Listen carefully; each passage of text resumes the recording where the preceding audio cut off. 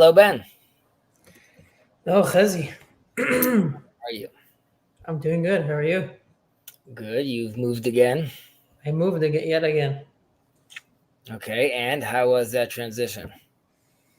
It was good. It was busy, but no major mishaps or anything. So it went pretty smoothly.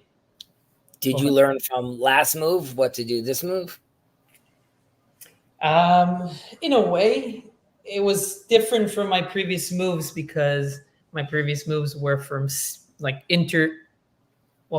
cross states. That's true. That's true. This was less intense. This was basically next door. So it was the first time that I used movers, which was magical. Yeah. Just like the Israeli movers? Just like the Israeli movers. Yeah, these ones were not Israeli. Yeah. Curiously, but they were very helpful. That's awesome to hear. Yes. Okay, good. And aside from that, work, wife, everyone's doing well? Everybody's good, healthy. So very fortunate. I'm very, very glad to hear that. How is your time in the north going? Time Looks like you're back. north was good. You know, the driving back and forth is never fun, but like I didn't do it that often. But my kids had a great time. My wife had a great time. And you know, we had a lot of cousins. They had a lot of cousins over, so it was a nice way to end the vacation or the summer. My son earlier in the summer asked, like, when does the real vacation start? Because like I'm in the first part of the summer, he still had like he was going to this camp and he was doing stuff. He's like, I want to just be. I was like, don't worry, you'll have some time. You could jump in the water. You'll just be. So that was nice. Obviously, it's good that we went back to school. My kids are now in the new schools in the new neighborhood, so we're driving. My wife and I are driving back and forth, which is like a little intense. Right. Please God, we get our keys Sunday for the new house, which then means I start working. But I'm glad that we're that. It's phase 2 out of 4 phases, so it's good. And so halfway that's there.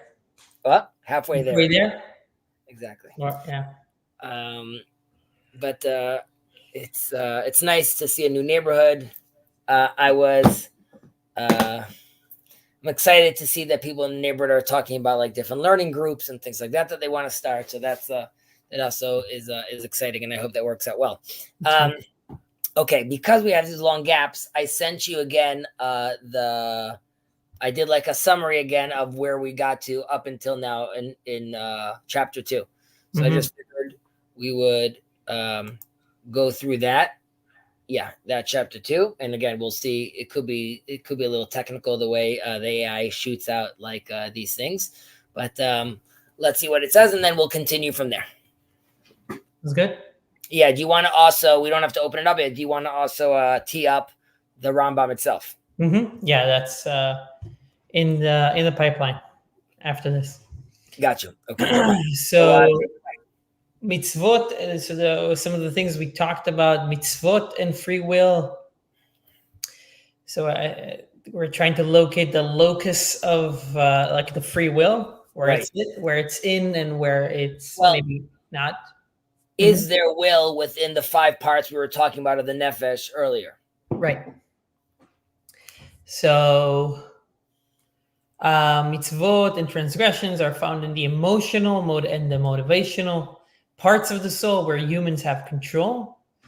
And then the physiological and imaginative parts like digestion and dreaming are not subject to commandments or free will as we understand it.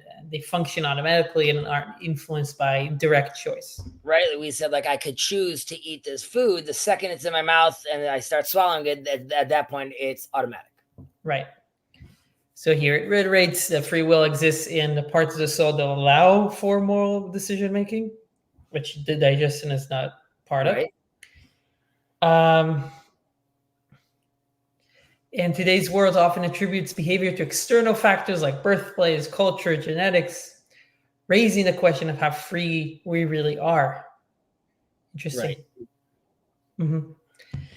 Um, sorry. I feel like that's almost like an AI threat.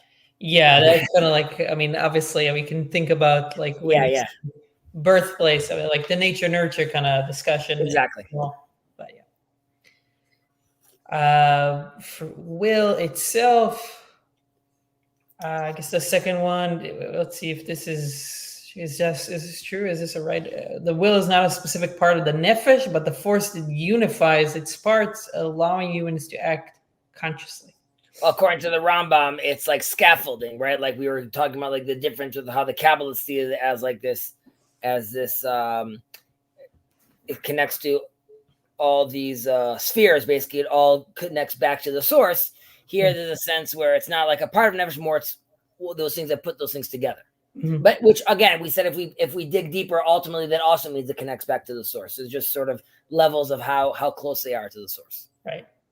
So it says it exists between the natural nefesh, the instincts, and the divine intellect. The higher reasoning, which is also the highest part of the correct. So here it's doing higher reasoning, like a sechel elyon, right? Which is like, our intellect is. I think we gave an example. It's sort of like it's like a not a mirror image, but like sort of like a drop. It's like a hint of like what it is. Connecting back to the God's divine intellect, right? So it's just like, again, like a very salty, diluted version, yet that connects us to the divine. Mm-hmm. Then talking a little bit about free will and intellect. In intellectual reasoning, free will applies before thought begins, allowing a person to choose what to focus on. Once engaged, logic drives a conclusion. Right. We spoke a little also about in this conversation in general about certain axioms. We spoke about Euclidean geometry, right? Assuming that there's certain axioms that we assume that these things are true, and then we realize later that, in fact, that if you break down the math, you could see that in some cases it's not true. Nevertheless, like based on the decision to think something, then we could at that mode later on, we could just start thinking and having our free will. But we first have to sort of choose what that is. Yeah. By the way, you're off center with the camera. I don't know if you notice. Just for our viewers and for myself as well. Philosophers may reach different conclusions using the same logic due to their chosen axioms, self-evident truths that shape their intellectual conclusions. So that's kind of great reading first. This shows that even the intellect is subject to moral responsibility based on the individual's choice of foundational beliefs. Right, that's Rambam's whole move, right? Because of that, then I could say already at that point, right? Even there, I could. Our question was also, where could I place responsibility based on moral acts, right? Yes. And like if you have no free will over there, then obviously I'm not going to come blaming you right now. But here too, I could see that there's a moral responsibility. Mm-hmm. Okay, and then talking about faith and heresy. Faith in God involves breaking mental frameworks built around natural beliefs, like viewing the world as an automatic system. Right, that's in a way called an apikoros, right? Like he thinks that something's like happening automatically, and this would be also the question of like again where my axioms are coming from. Right. Mm-hmm. And Sinai introduced a new paradigm, forcing a different understanding of the divine, leading philosophers to discover a transcendent God, even if they didn't discuss the divine providence. Right. So basically, we spoke about how even the philosophers after the experiential period of prophecy, right? We talk about Plato and how we realize that there is this transcendent. Now, that's still very much a mute God, like we spoke. It's not Misha Mal V'aya Olam, right? Who spoke and the world became, right? So, but nevertheless, it's still a huge achievement with regards to recognizing God's name, and please God, his name will be one, right? The fact that philosophers have finally understood that there's a transcendent, that was already a very big milestone. You're mute. Sorry. And finally, Rambam viewed Abraham's discovery of God as an intellectual achievement where questioning nature created space for revelation. Right. So this, I think the AI is sort of mixing up the notes. We spoke about how yes, Maimonides does talk about Abraham with his intellect understanding God, but we give this example about he looked at the castle, right, and he said like there must be a creator there must be a ruler to this castle, and we said once there was that doubt of like there must be something else over here. That's when God peeks, right? God peeks him and says, and we were talking about how I must create a vacancy. I must allow for this certain doubt to doubt the nature system, which then allows me in that doubt, in that little place, I can now fill it with God. Mm-hmm. And obviously that was filled for a long time through revelation, through the sages. Now we obviously have these words, right? And we spoke about this in earlier chapters where we were forced to use now intellectual methods to be able to start to scratch and get back to that point of understanding what revelation was about. All right. So, I mean, the simple and very interesting point is that the question creates a space for us to explore. Exactly. So let's open up the Rambam, which is here. Yeah, exactly. That's also where we stopped off.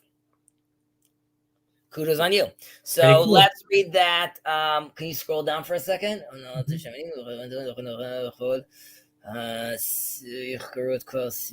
יחקרו סיבותיו. One second. Yeah, till יחקרו סיבותיו.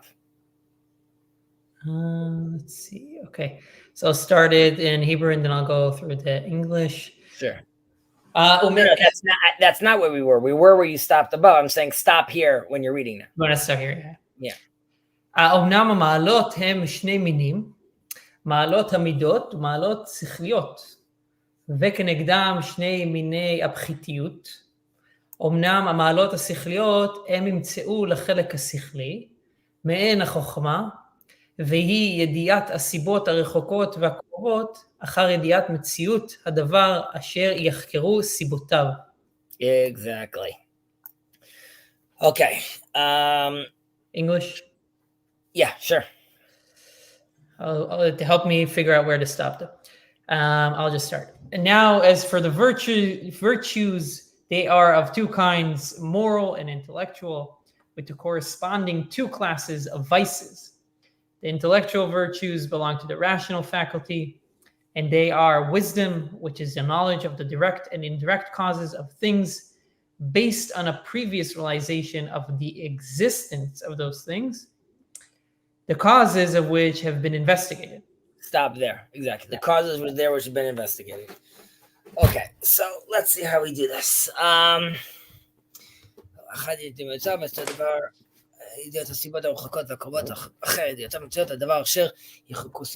Kirk, you doing it right? Yeah. I haven't been feeling particularly well physically recently, and I've been having some sleeping issues, but mentally I'm fine. I'm glad to hear that mentally you're doing well, and physically I hope you have a speedy recovery soon.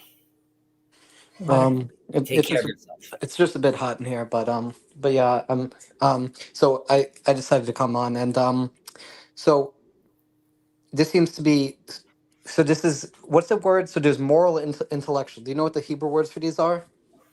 There is the sichliot, right? That is the intellectual. And the moral over here is sort of would be comes from the mitorer. It comes from the emotional.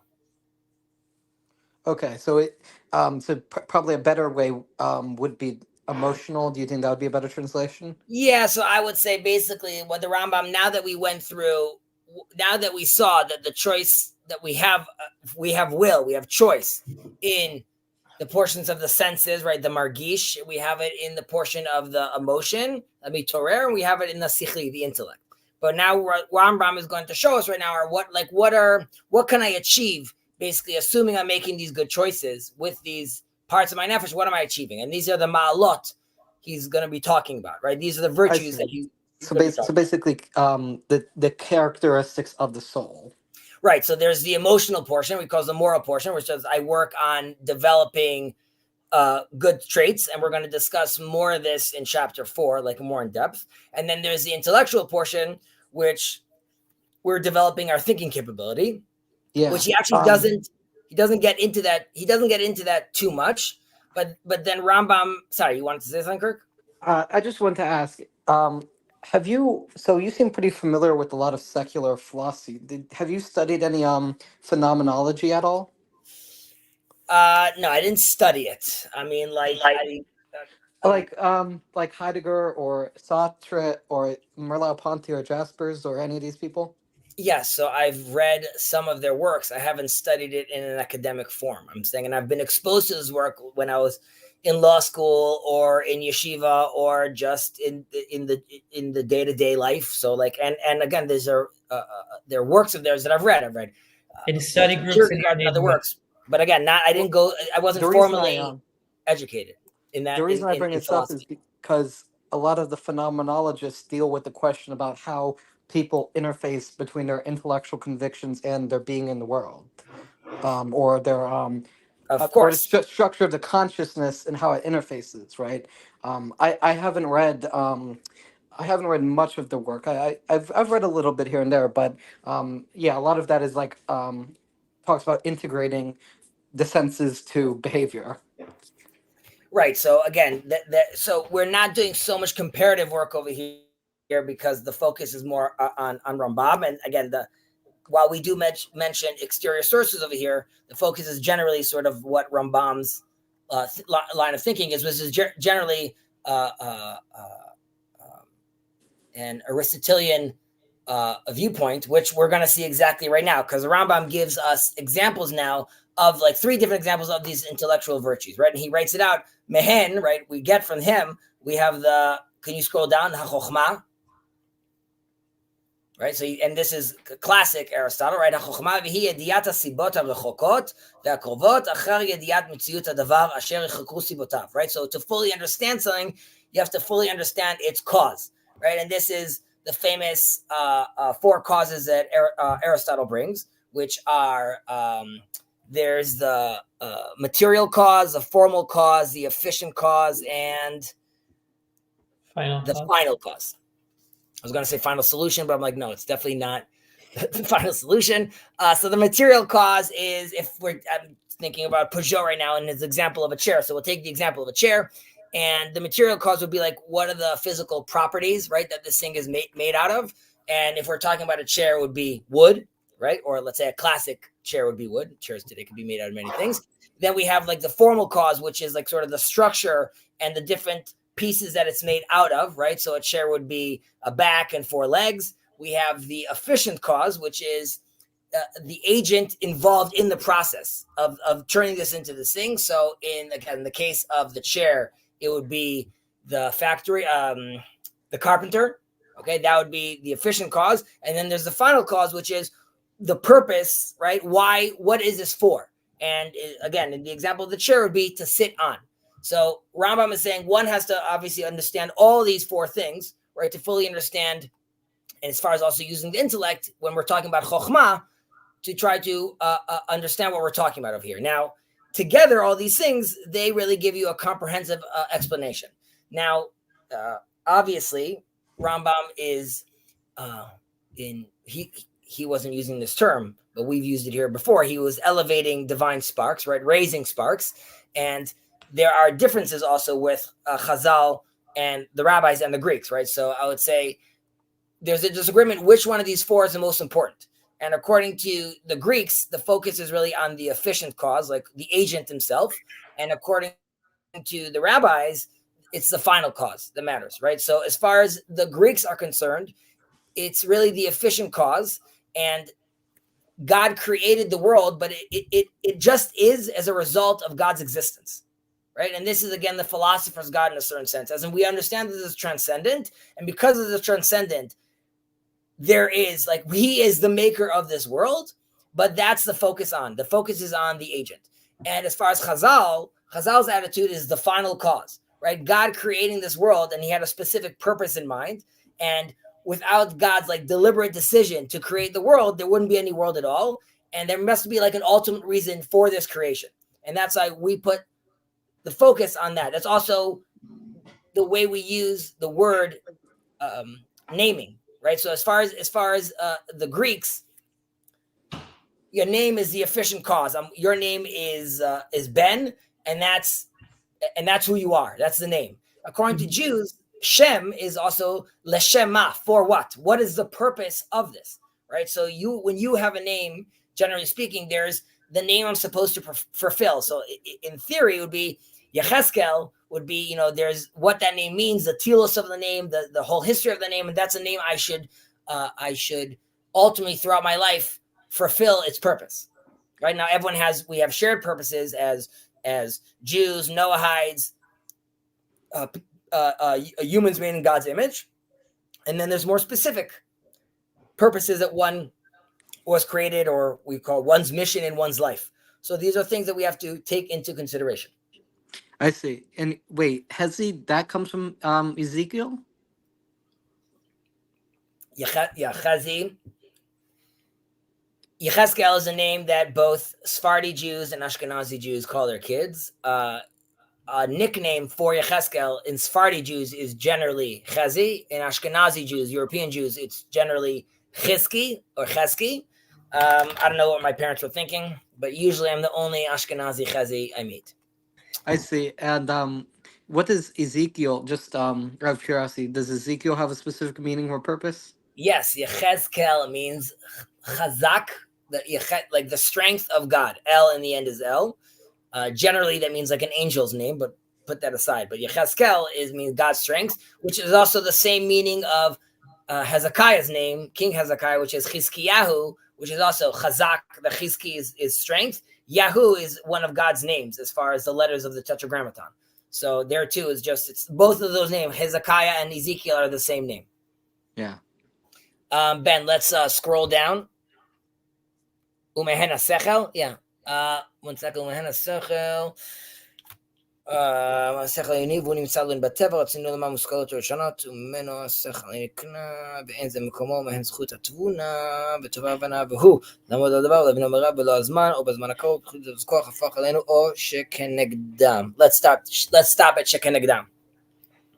Okay, so continuing here, ומעין השכל אשר ממנו השכל העיוני, והוא המגיע לנו בטבע, רוצה לומר המושכלות הראשונות, וממנו שכל נקנה ואין זה מקומו, ומעין זכות התבונה וטוב ההבנה, והוא לעמוד על הדבר ולהבינו מהרע בלא זמן או בזמן קרוב ובחיתיות, זה הכוח הפך אלו או שכנגדם. Okay, let's read it in English.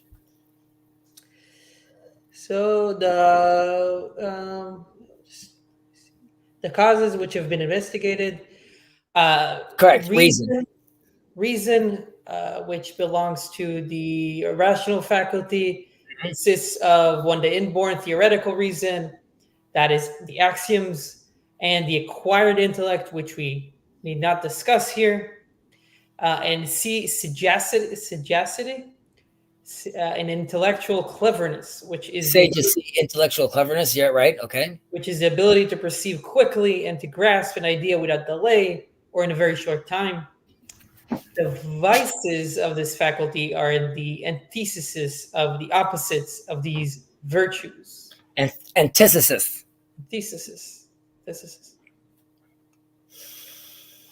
Okay, the opposite. Okay. So now the second one, right? The first one was chokhmah. The second one is hasechel, right? Mm-hmm. So this and the intellect, as we see over here, is broken down to two, right? There's muskalot harishonot. How do they translate it over here? The muskalot harishonot. They translate it as, that is, axioms. That's the axioms. Okay, fine. There's the axioms, right? So this is like the first principles, right? Would be like, I would say an exact translation, but we could also talk about like the axioms, right? So this is before you even learned anything, right? We know like I'm alive, right? There's like that first sense.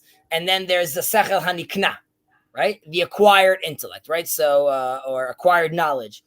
And then, so there's those two, which is the intellect. And then there's the third one, which is zchut hatvuna and tova havana, right? So zchut hatvuna would be, again, like the right reason, the clarity of reason, or here they call it the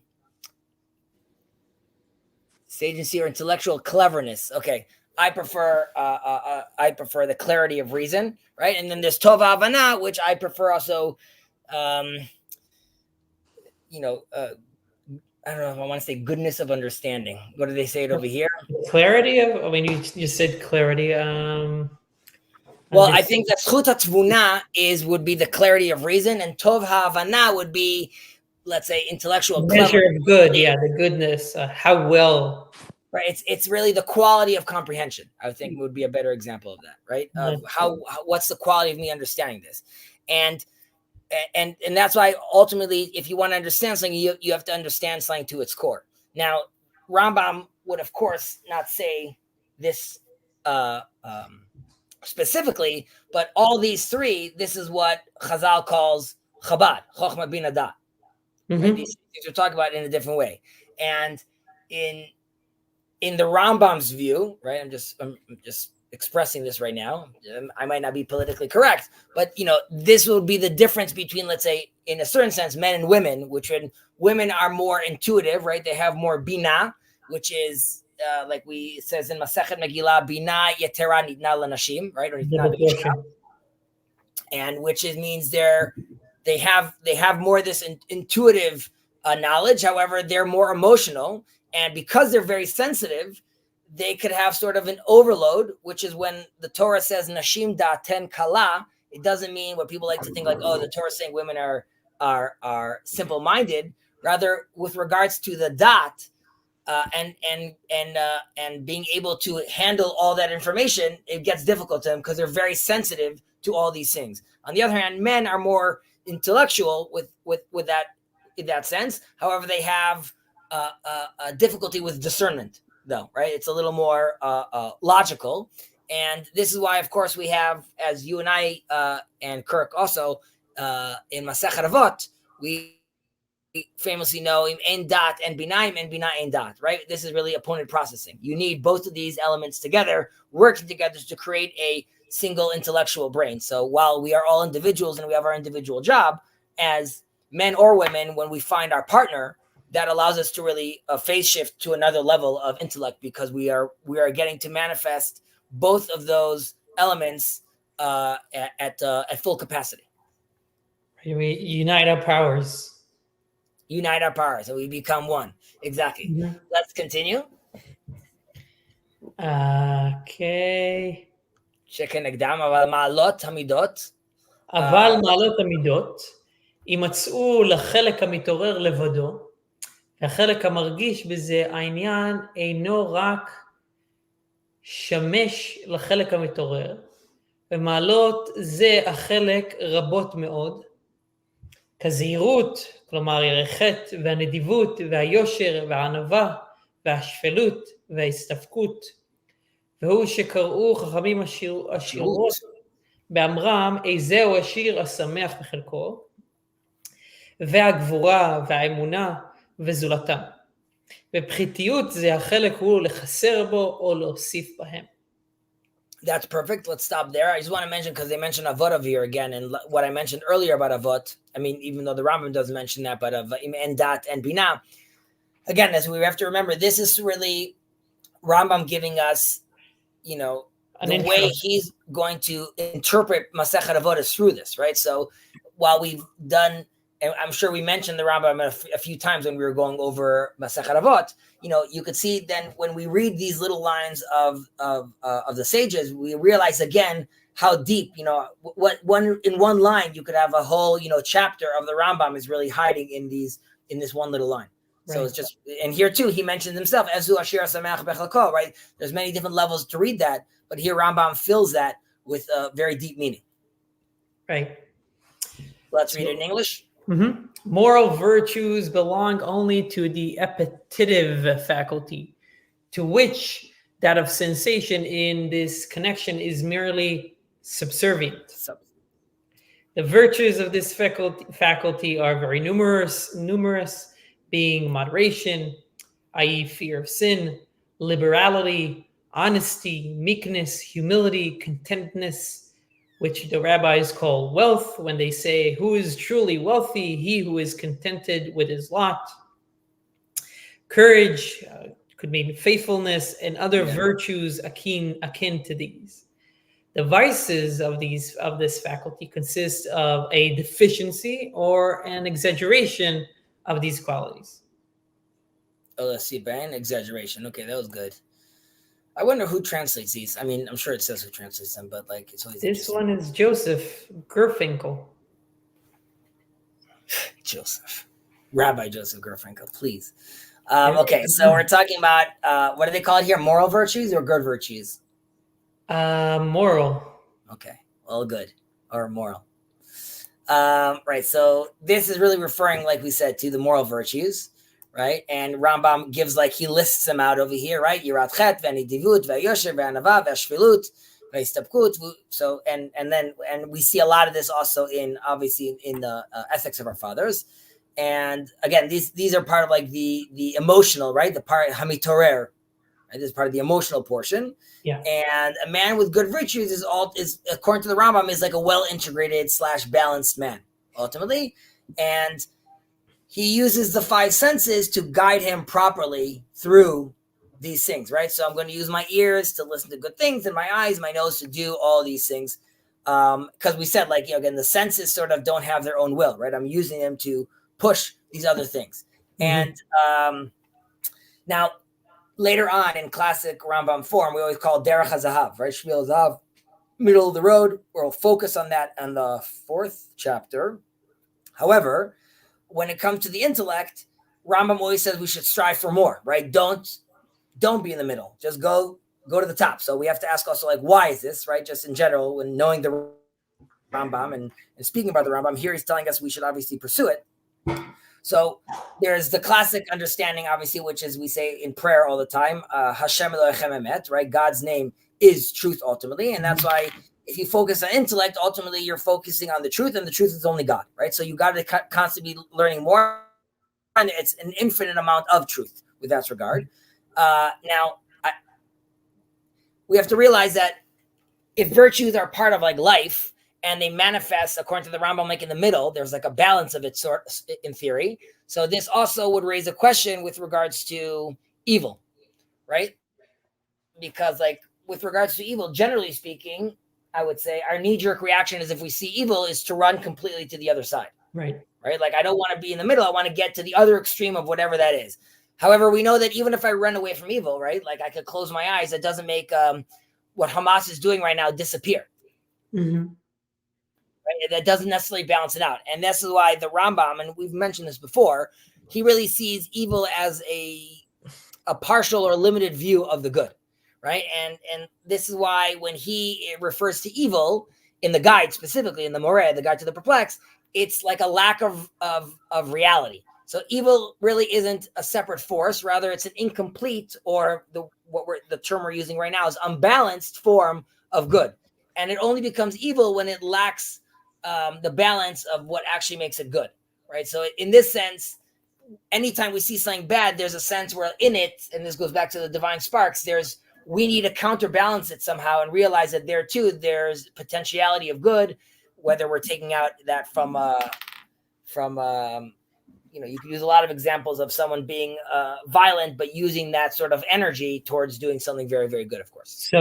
So lack of balance could be construed as evil, a lack of balance of attributes.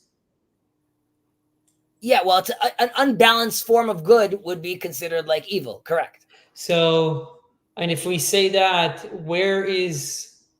if I'm balanced in my attributes, I could be doing that. I could be doing that, let's say, intentionally, or I can do that not intentionally, and I might cause the same result. Does that matter if I do it intentionally or unintentionally? First of all, of course, your intentions matter, right? I'm saying that we have a whole system that's built on that, right? Mazid, Shogeg, Omer Mutar. Omer Mutar is someone thinking I did it because it's allowed, right? So there's many levels as far as now the Jewish law, how we actually deal with these things on the ground, right? You're not taking it from the intellectual realm and bringing it down on the ground, right? If now my balanced life or unbalanced life, the result of it, right? So there's a question of that, or unless you meant the question differently. No, I didn't, but I'm just thinking through this, and I already have And one thing that I learned from reading the Rambam and going through different things is that actually it seemed like there was less in Jewish thought in halacha. There is less. The final result is much more important. Over. There's more weight on that than the intentions. It's like if something happened, whether you were intentional or not, it could matter to an extent, but it would matter less in halacha than it would matter maybe in a Western law system. So it seemed like the Rambam and halacha and the final halacha would weigh the result way more than maybe what we're used to in our modern time. Yes, however, you also have sof ma'aseh b'machshavat tchila, right? Which is ultimately your end result. You must be first thinking about, ezu chacham har'eh tanolad, right? One who discerned and can read the map properly. So all of what we're reading right now in the ethics of our fathers is there to give you all the tools you need to make sure that, those decisions are being made well. So the end result could be ideal. Now, right. So I guess my question is, I understand that balance is important, but is the Rambam advocating here? Is he trying to say that the final result is ultimately maybe more important than we think? Obviously, intention matters, but there is an emphasis on the final result, whether, right? Like if you're on balance, whether you're intentional about it or not, you might cause evil. Yes, correct. If you're unbalanced, you might cause evil. And I mean, we get into that in the third chapter also, which is like people like, he literally discusses that. Someone thinking that he's doing the right thing, even though he's doing the wrong thing, right? That's part of what our mind plays tricks on us and does that to us, both from a psychological level and sometimes, like from an addict, it would obviously be from a physiological level as well, that he's now forced to do these things that he actually thinks are good or he needs.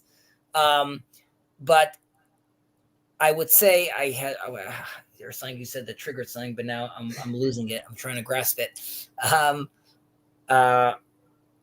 second.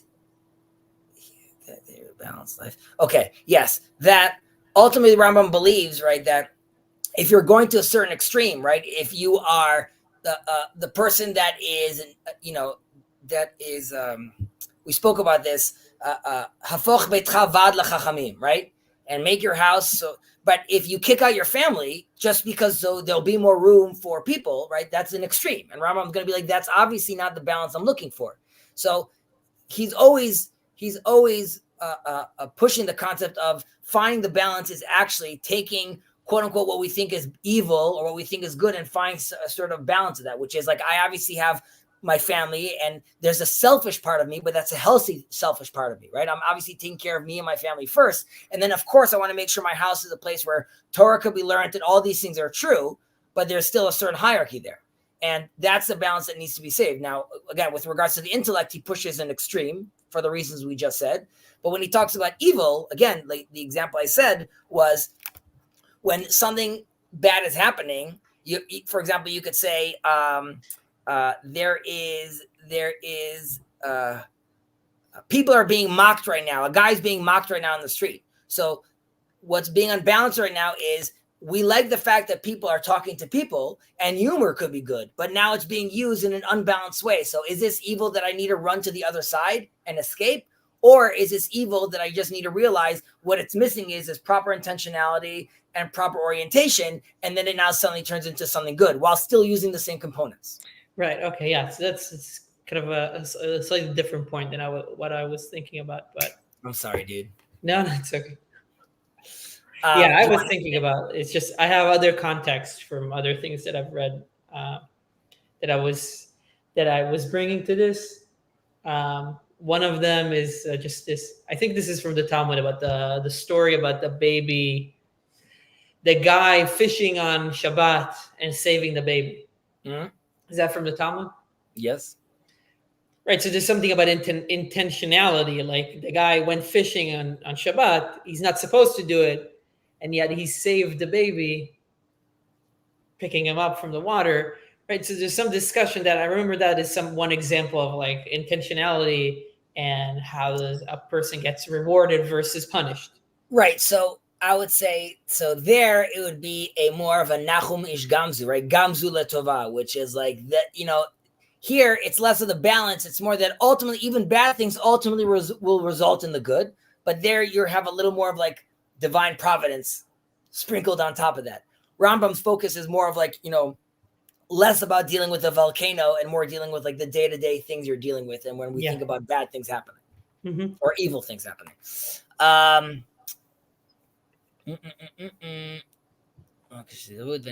Okay, let's scroll down. Okay,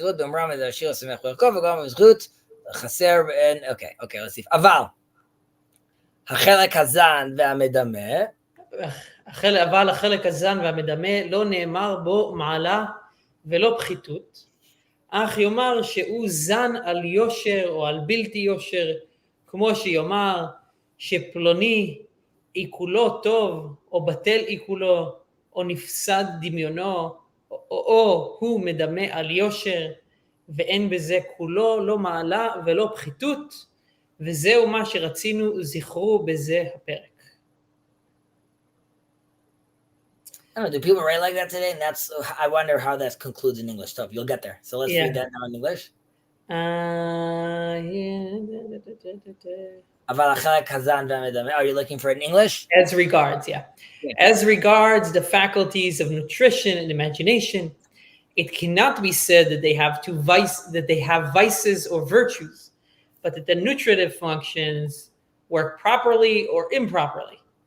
As, for instance, when one says that a man's digestion is good or bad, or that one's imagination is confused or clear, this does not mean, however, that they have virtues or vices. So much we wish to discuss in this chapter. In English, it sounds like we wanted to discuss so much, but we didn't. But it's more like this, and this is what I wanted to discuss here. Right, in Hebrew. Right. Yeah. And that's all there is to say about this topic, Rambam. Okay. So here, right, I would not call it, the imaginal I would use, but we spoke about this earlier, as far as nutrition, I like the physiological. Right. So these are ultimately, like he says over here, these are two parts that actually don't have any choice. Either they work well, which Rambam calls like tov al yosher, or not, right? They're batel and ifsad, the way he's calling it over here. And it's a little depressing, but according to the Rambam, you might find someone with like a developed imagination. Well, there's someone that has is like a lacking in imagination. And according to the Rambam, you can't really develop this, right? And that's why there's no reason to praise or condone it because come out against it because you have no control over it ultimately.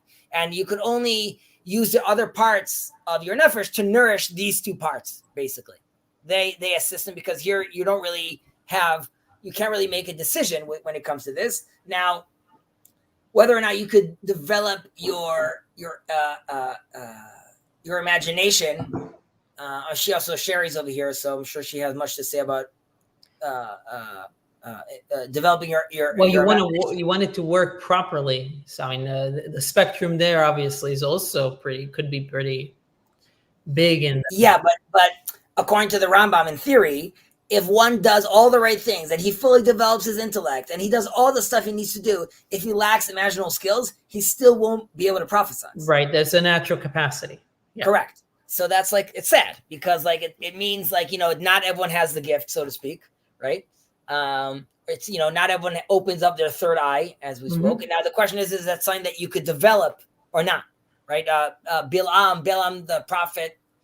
The evil prophet is known as Shtum Ha'ain, the one with the closed eyes. But in a certain sense, it's according to some, it's referencing the third closed eye, which is the eye that's closed, right? We don't see that. And where we put our tefillin, our phylacteries also between our eyes. So the question is if you could develop it or not. I lean more on that it can be developed and that doesn't leave us struggling. But maybe that's because I'm eager to prophesize. Do we want to continue with number 3? Or you want to stop here? I have 10 minutes. Well, first of all, let's just look at number 3 for a second, if you don't mind. Yeah. Is it a long one or a short one? I think it's short, and I think 4 is long.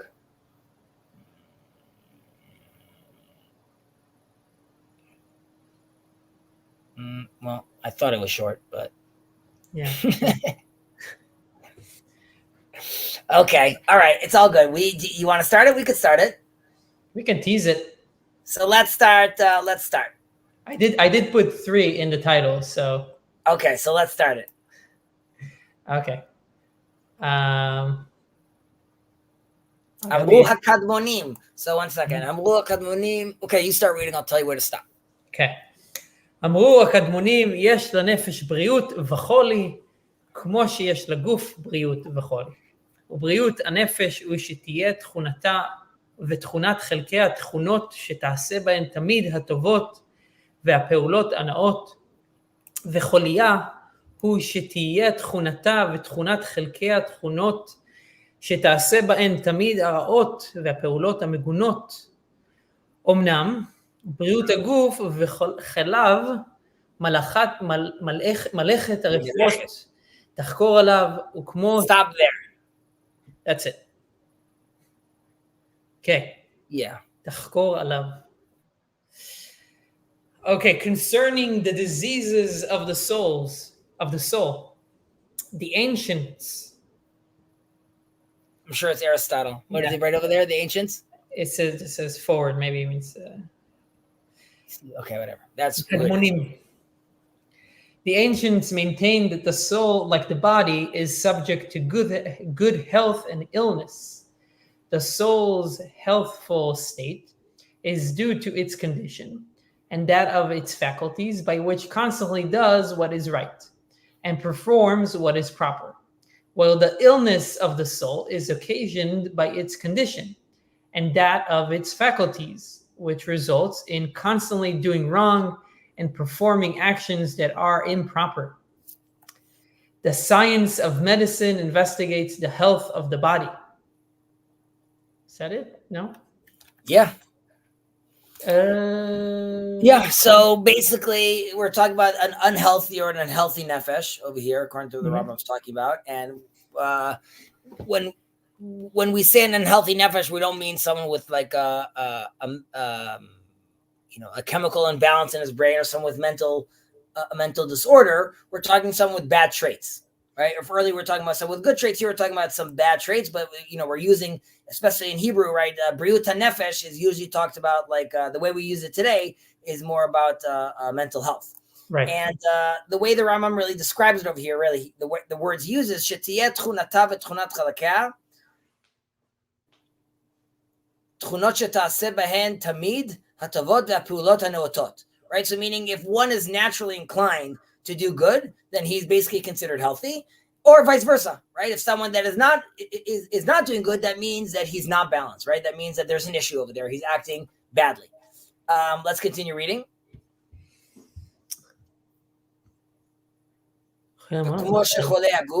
וכמו שחולי הגוף ידמו להפסד הרגשתם במה שהוא מתוק שהוא מר, ומה שהוא מר שהוא מתוק, ויציירו הנאות בצורת בלתי נאות, ותחזק תאוותם ותרבה הנאתם בעניינים אין הנאה בהם כלל לבריאים, ואפשר שיהיה בהם צער כאכילת האפר והפחם והדברים העפוצים מאוד והחמוצים מאוד, וכיוצא באלו מן המזונות אשר לא יתאבו להם הבריאים, אבל ימאסו אותם.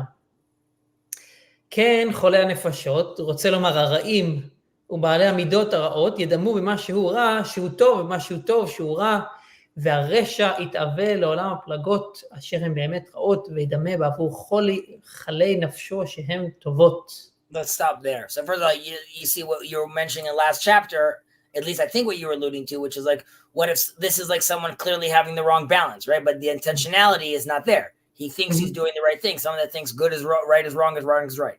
Which sounds like Luke Thompson, that like he's always constantly saying that what's wrong is right.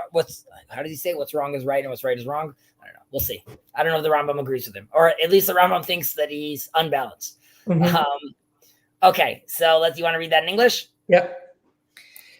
Now, just as those who are physically ill imagine that on account of their vitiated states.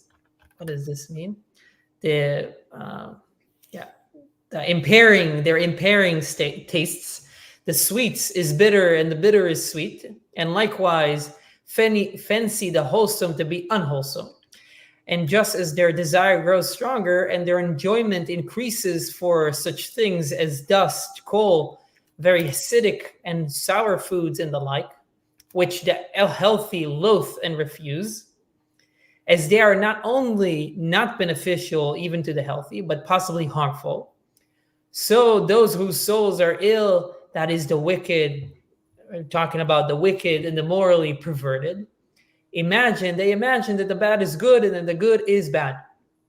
The wicked man, moreover, continually longs for excesses which are really pernicious, but which, on account of the illness of his soul, he considers to be good.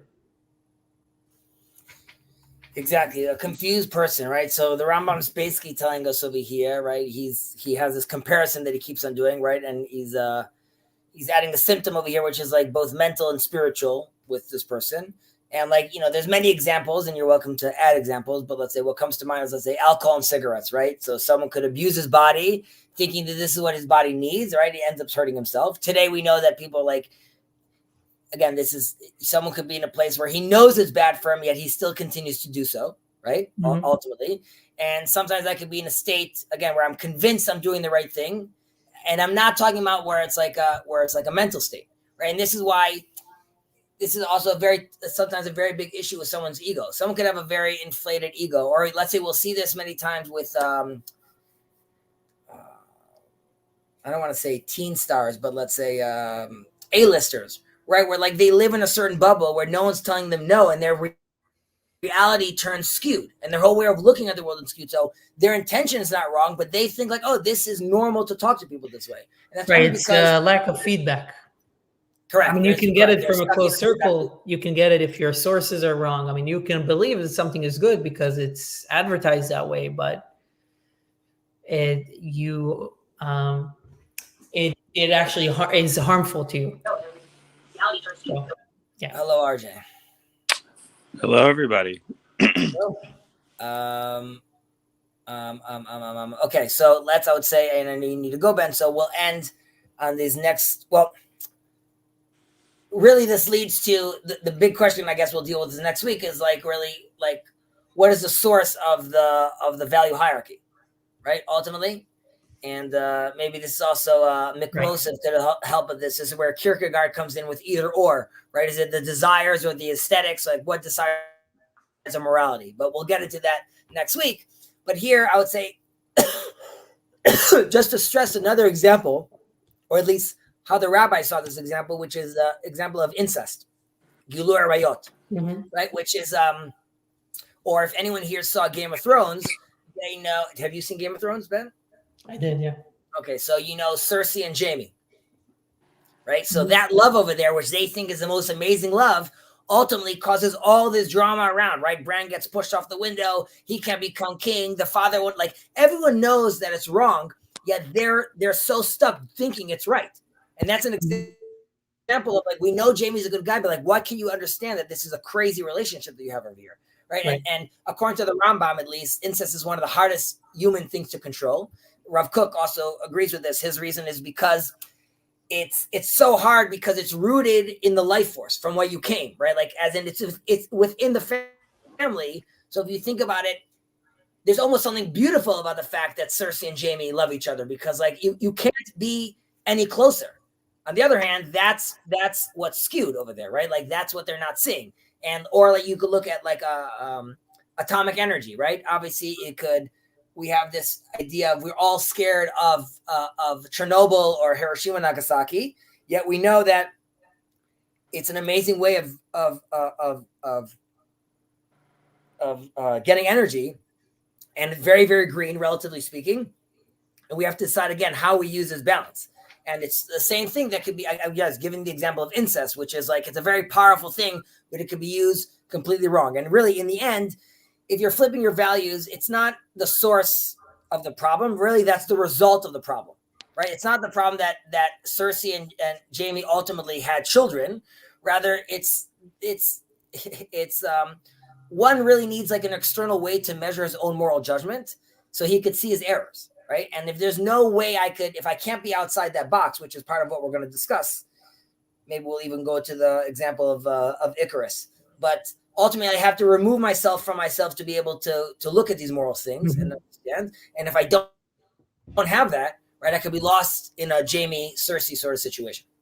If I could just add something quickly, Please. From another point of view, there's the looking at the results of one's actions in the Aristotelian sense that the Rambam starts to introduce here, perhaps coming from a different perspective as well. There's the tracking out of, air quotes,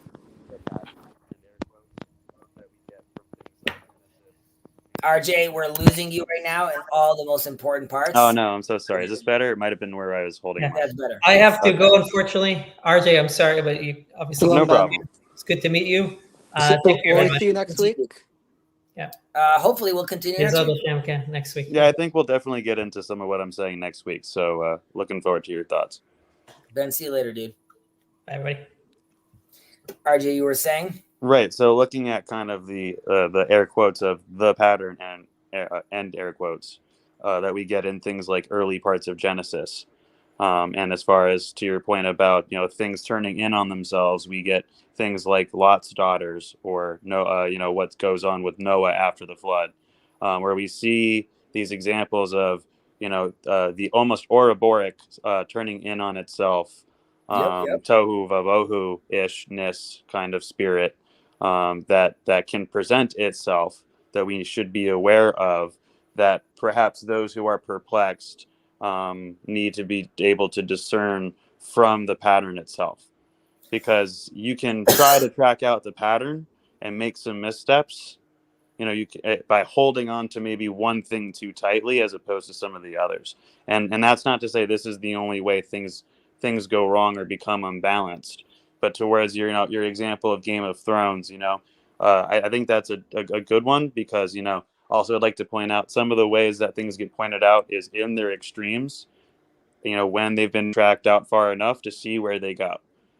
So the what I like about these past couple chapters today, where looking at those categories that things can be in, starting to make some of those discernments, and so also always kind of remembering that this is a guide for the perplexed, and that the perplexed people are confused about certain things, and dealing with the error of Rav, the things that are commingled after the flood per se. It's important to sit down and be able to shed some light on some of these things in an organized way, and I'm really looking forward to that and digging into Rambam's perspective. I think that was that's a good comment over there. I was also thinking about something to add, but again, it lost me. I don't know. Today I'm not in my game, but there's,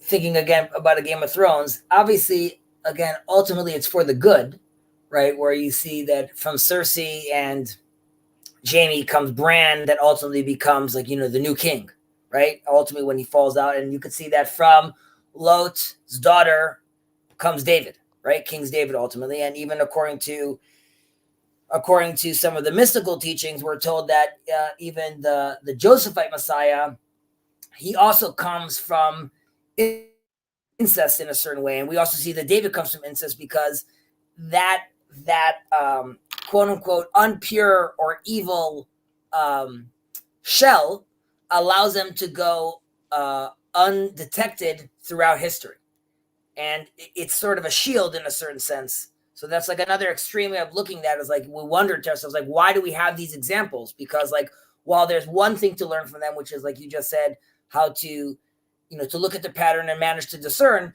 but even within that pattern that we think we're getting wrong, even there's a diamond in the rough, and it happens for different reasons. Well, unless Soja has to say, a question is if you're trying to defeat a monster, how do you fight a monster if there's a potentiality that by fighting the monster, that is the obstacle you're trying to overcome, you become a monster yourself?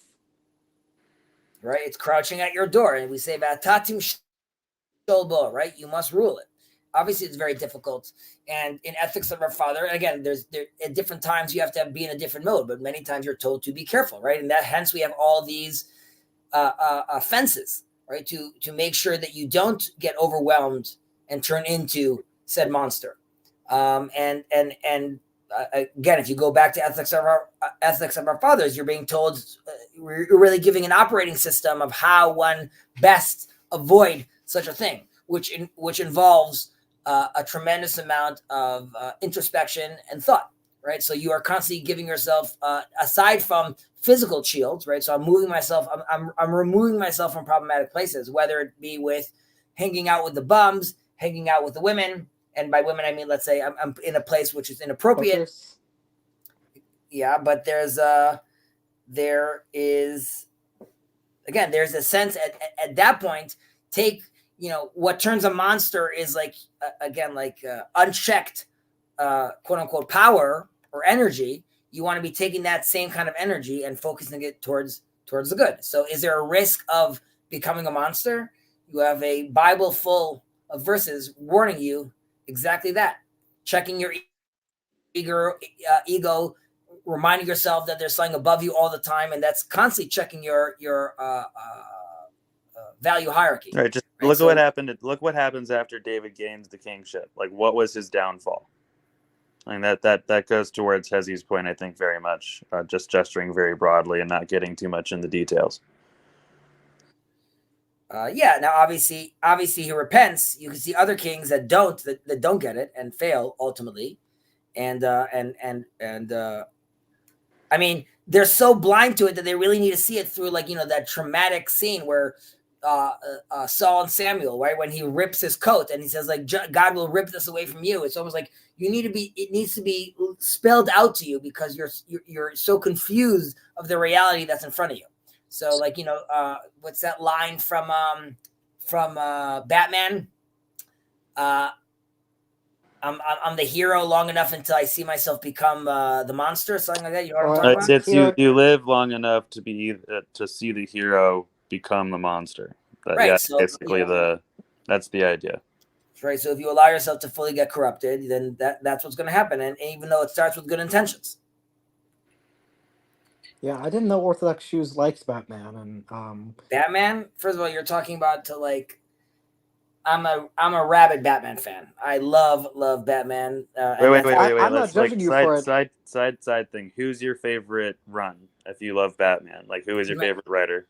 Who's my favorite? Like, you mean the artist? Like, who's your favorite voice and who's your favorite writer? No, first of all, I'm into the comics ultimately. Okay, right. So, like, that's what I figured. So who's your favorite writer? Jim Lee. All right. Okay, I can roll with that.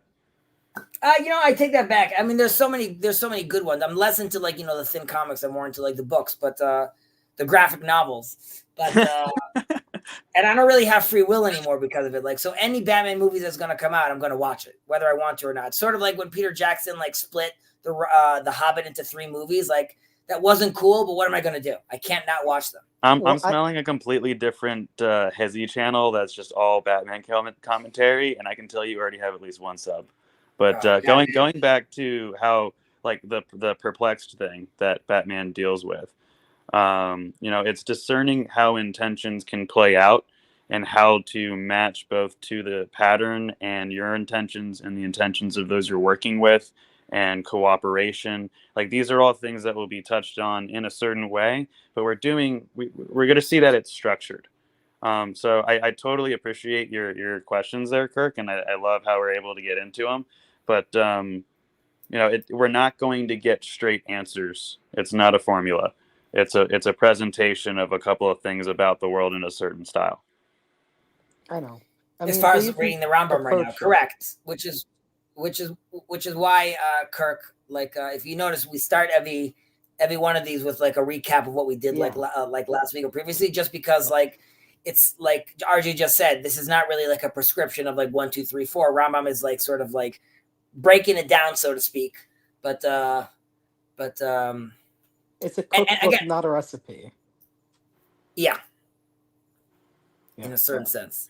And it's also part of a collective, right? Like, you need to be reading this. Ultimately, if you're reading Rambam, you want to ideally have other discs spinning in your head at the same time, which is, let's say, Rambam on Perek Chelek and Rambam Guide to the Perplexed and the Mishnah Torah, and then you start painting a different picture of the Rambam where these things sort of either merge or sometimes they contradict each other, but they create a synthesis ultimately. Is it good to remember that, one should never study by themselves if they can avoid it, and just as much as one should never study by themselves, they shouldn't study just one thing and take it, basically hold it up above everything else? That the latter for sure, even though there's a time and place to learn one thing. So my father was very into focusing for a while on one,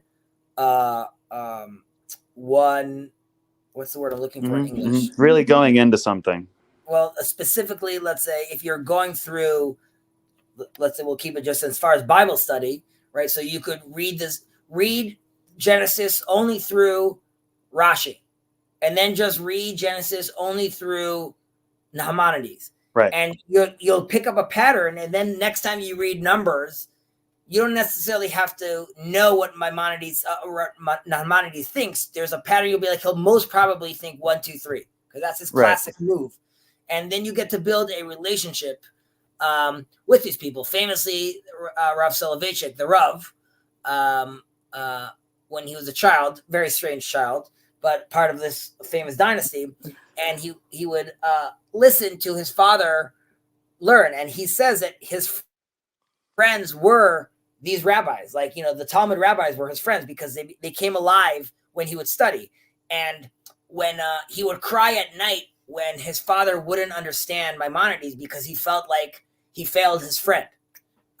So again, that's also probably because he lived a lonely life, but also because he had a beautiful connection to these individuals. And I think you can only build that connection if you really study them, get to know their humor, also study them in context, right? Like, I always give this example, but like, you have to realize that Maimonides, when he's writing things like the Guide to the Perplexed is being written 20 years after his halachic work on the Mishnah Torah. And that's a different person in a certain sense.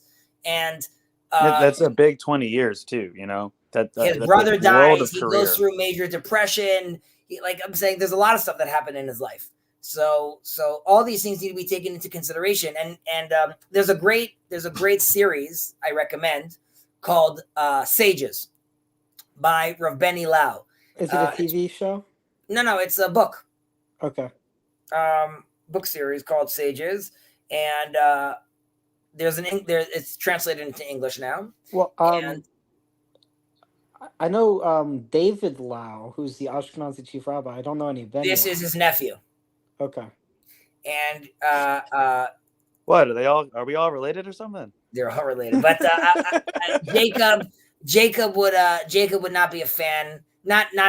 He'd actually probably be a very big fan of Sages, less of Rav Benny Lau. But either way, in it, just as an example, it talks about a specific rabbi, and it gives you like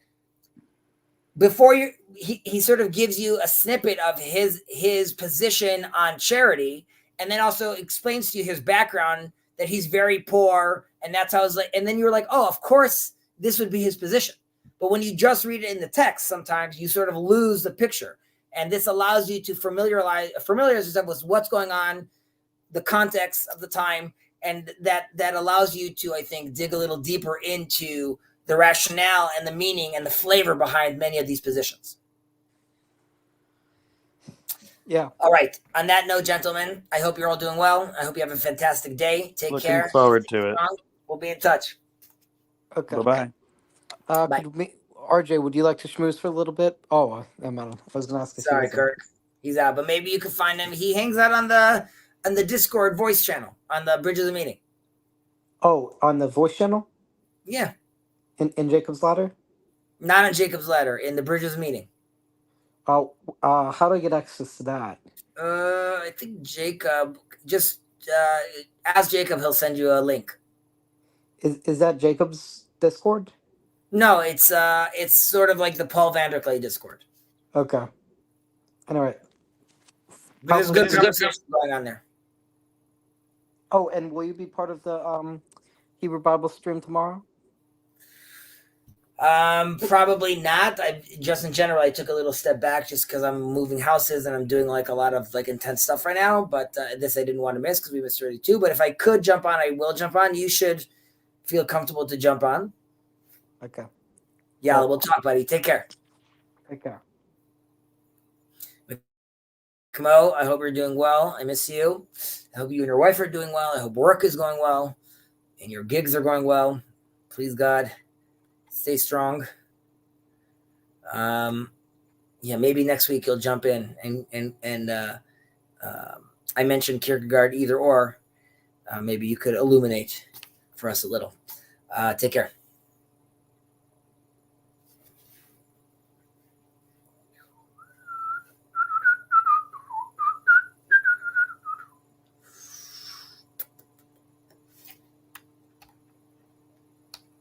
$10, $15.